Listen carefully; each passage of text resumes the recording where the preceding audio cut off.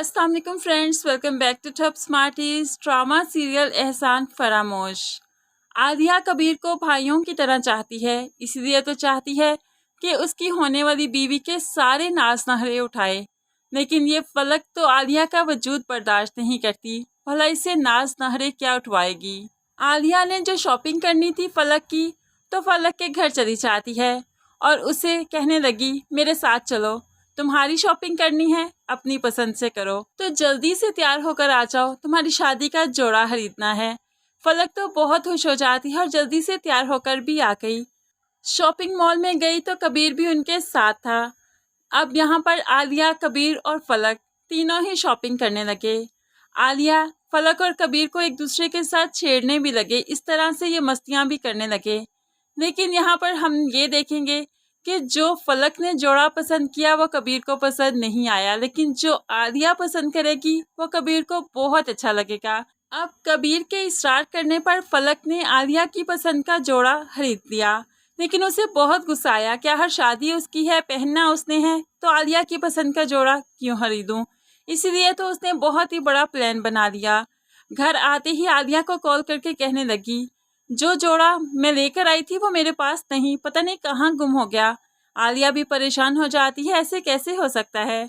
आलिया तो इतनी परेशान हुई कि फ़ौरन से पहले उस शॉपिंग मॉल में उसी शॉप पर पहुंच गई और उनकी सीसीटीवी फुटेज चेक करने लगी। क्या हर वो शॉपर कहाँ पर फलक रख कर गई, तो वहाँ से पता चला कि वो बैग तो फलक के हाथ में था। अब फुटेज देखने के बाद आलिया फलक के घर ही आ जाती है और कहने लगी, अभी मैं उसी शॉपिंग मॉल से वापस आ रही हूँ सीसीटीवी फुटेज चेक करके। जब तुम शॉप से बाहर निकली थी तो वो बैग तुम्हारे ही हाथ में था। तो अब तो फलक को बहुत गुस्सा आया।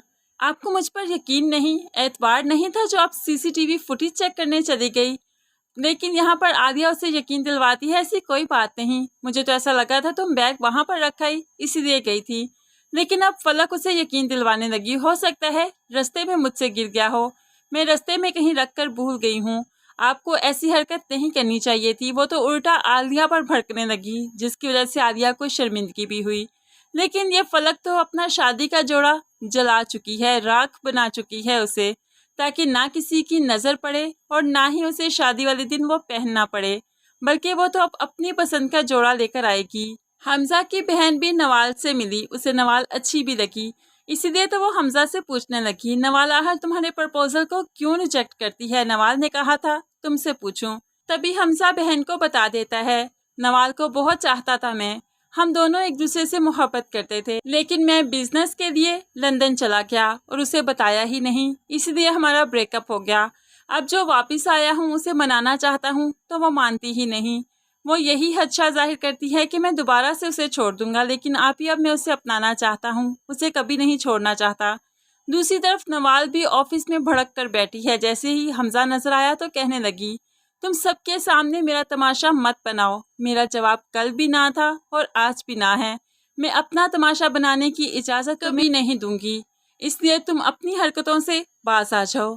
लेकिन जैसे तैसे करके नवाल और हमजा की शादी तो हो ही जाएगी, तब जाकर फलक इनके दरमियान में आ जाएगी, क्योंकि वो सदा की एहसान फरामोश ही रहेगी।